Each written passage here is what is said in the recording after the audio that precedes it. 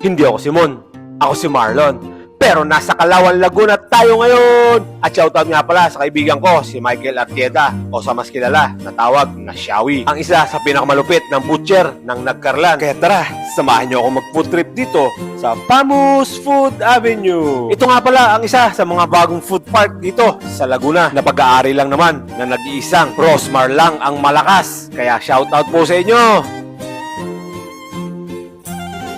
At dito nga lang pala yan matatagpuan sa likod ng LDB, nakatabi ng Alpha Mart. Katapat din pala niyan ang Pure Gold. Dito pa lang matatanaw mo na ang Pamus Food Avenue. Kaya't isama nyo na ang barkada at ang buong pamilya. Marami nga palang pagpipilian mga pagkain at inumin dyan. Kaya tumanap ka na lang ng pwesto mo dahil may mga upuan at lamesa naman na iyong mapupwestuhan. Kaya tara, samahan nyo ako. Mag-iikot-ikot na tayo. Tingnan natin kung ano ang meron dito. Pagtsaw pa ng usapan, Doroy's Kitchen ang kasagutan. At meron din sila mga ihaw-ihaw tulad dito. Talagang usok pa lang, matatakam ka na dito. Lalo na pag nakita mo ang mala dinosaur nilang chicken barbecue. At hindi dyan magpapahuli ang Ginas dahil may iba't ibang klase din silang tinitanda dito na pang-ihaw. At kung Korean food naman ang hanap nyo, naandyan ang Nards Okart. Naandyan din ang Tambay, Chill and Chew. At ang Loaves of Love Food Station. At naandito din ang Marus Food Corner. Malamang naandito ang mga paborito mo.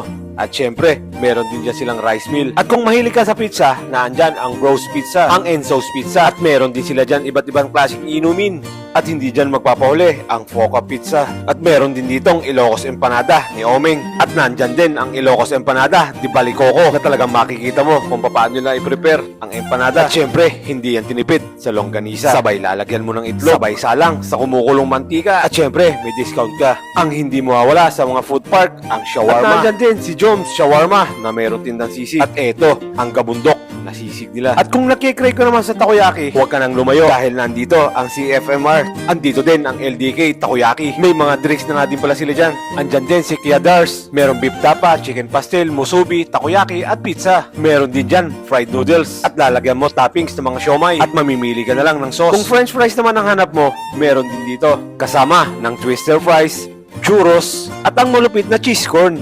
At kung sandwich at salad ang hanap mo, nandito ang Lin's Lutong Bahay at Merienda. At kung low blood ka naman, naandyan ang lechon. At sasamahan mo pa ng sisig ni Purang's Lechon Corner.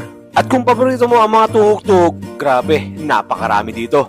Mamimili ka na lang kung ano talaga ang mapupusuan mo kay Calix Street Food Corner. At syempre, may dragon fruit drinks din sila dyan. At nandyan din ang dried fusit. Nandito din ang 3F's Food Hub na may mga tofu, samyang roll at enoki roll. Nandito din ang Nikdaw na napakarami mong pagpipilian na meron din barbecue, calamari, mga tuhog-tuhog at meron din dyan chicharong bulaklak. Naandyan din ang smoothie kung saan meron din silang mga buy one take one, shawarma, sandwich at rice bowl.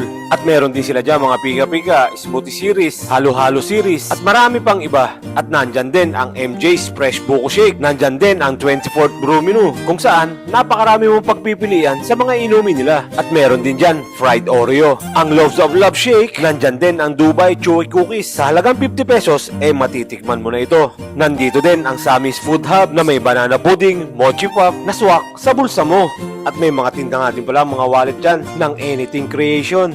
Ang Nail Shop Fashion Boutique na may tindang mga pabango, ang All About Bead Shops. Kaya't eto, mamili ka na lang kung ano ang mapupusuan mo dito. At nandito din ang Mika Godelis Fashion Shop, ang RNL Wear na damit ng mga pambabae. At dahil gutom na ako, mag-food trip na tayo. At eto nga pala ang binili ko, Dynamite at ang Lumpiang Toge. Unang kagat, paso agad, kaya aray mo. At isunod na natin dito ang Dynamite. Sa halagang 20 pesos, matitikman mo na ito. At susundutan natin yan ng Dragon Fruit Drinks. At tumira din tayo dito ng Baked Scallops. At simusa na nga natin ito. Napakaraming kesyo nito sa ibabaw. At dahil low blood ako, mukhang kailangan natin ng pampahay blood. Kaya dumali naman tayo ng chicharong bulaklak. Unang kagat, putok-batok agad. Guys, solid ito. 50 pesos lang. At syempre, masarap ang suka niyan. At dahil nabitin tayo sa inumin, tumira naman tayo ng avocado shake. At ang kagandahan dito, habang kumakain kayo, may live band na inyong mapapakinggan na naandyan lang sa inyong harapan. Kaya't ano pang iniintay nyo? Planuhin nyo na ang pagpunta dito at magbaon din kayo ng maraming pera. Isama nyo na ang tropa,